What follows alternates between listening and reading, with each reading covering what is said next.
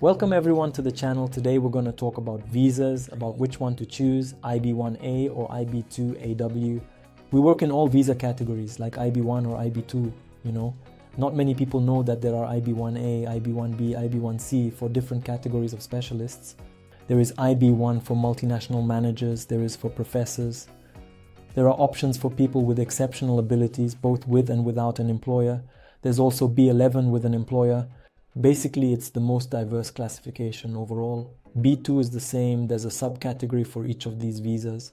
Today we're going to talk about them and help you figure out which specific visa to apply for.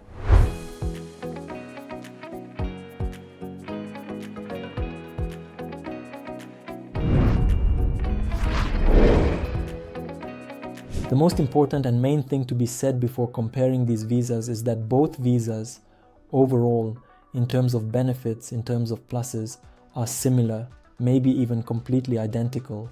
These are 10-year green cards. After 5 years, you can apply for citizenship, you can switch, as long as you meet all the requirements. Requirements are usually tax payments and residing within the USA for 30 months within 5 years prior to filing. When it comes to the application process, discussing cases, criteria, expectations, and deadlines, here, of course, the EB1 and EB2 visas are fundamentally different in terms of their requirements and qualifications.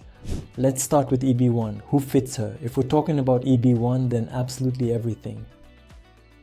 Businessmen, politicians, investors, musicians, creative professionals, certain entrepreneurs, individuals with an academic background, those employed in the IT industry, or any tech-savvy digital product companies, as well as individuals in various other fields of expertise. So when we discuss EB1, the primary thing you must demonstrate here is accomplishments. Achievements in the form of various publications, in the form of salary, in the form of awards, in the form of some projects that you have completed in your professional position. And regarding classification, you can definitely be whoever you desire. We had a wide range of individuals. When we contact our clients and assist them in selecting a visa, we depend on multiple criteria. What are your requirements? What are your time limits? And what are your prerequisites? If you're a specialist with a bachelor's degree or higher, let's say a master's, candidate, PhD, MBA, and so on, and you have more than 5 years of work experience, you work in a field, in an area of activity, in a field that is fundamentally important or very important for the country's economy. Let's say these are STEM specialists, scientific, science, technology, some kind of tech startups, engineering, that is engineering specialties, and mathematics, near mathematical sciences. In this case, I think it would be better for you to apply for an EB2 NIW, because when you apply for this visa, you have to show that what you plan to do represents a national interest for the United States. National interest is similar to a criterion that is demonstrated by typically presenting a business plan. If this plan specifies what you'll do, how many jobs you'll create, how many Americans are employed in this field, what problems you'll solve, and what revenue you're planning, then you'll be granted national interests without problems. The main thing is to describe all this competently. But if you're an IT specialist, you don't have such a big following, you have some education, but let's say it's just a bachelor's degree or some other educational background that doesn't reach the level of professional education above a bachelor's degree, then in this case it makes sense for you to go for EB1, because EB1, according to its criteria, is very flexible. She's flexible in terms of what evidence can be included in the same criterion. If, let's say, you're a specialist in a creative profession, then you'll have exhibition criteria because your work has been displayed. If you're performing at concerts, you can consider these performances as exhibitions of colors. If you're an IT specialist, then any concerts, venues where you played the role, let's say, of a mentor, or just a conference where you presented your products, services, applications, developed projects, shared some practice, can also be considered as exhibitions. And so with many criteria for specialists in these fields, so most likely it would be more logical to apply for EB1. Right when you're about to file, gather evidence.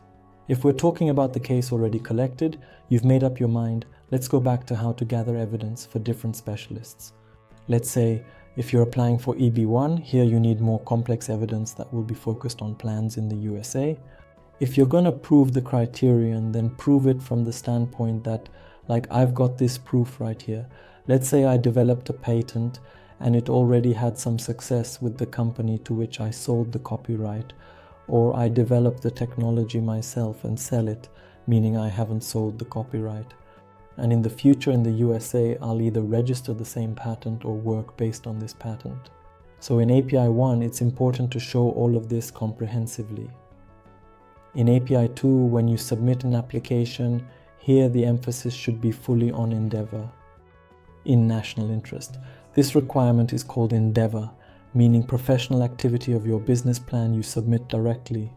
And when you serve it, it's important for you to show the specific steps. You can argue the criteria, yes, show your education, show 5 years of work, but put a big emphasis on national interest, because that's the most important and fundamental thing in your application, what the officer will look at when reviewing your application.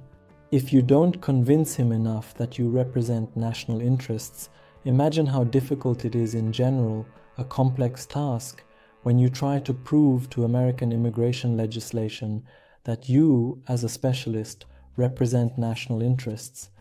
Not that simple, it's real, of course. We've learned how to do it on our end, sharing experience. The primary focus is to devise a logical plan. The primary focus is to perform the planning process.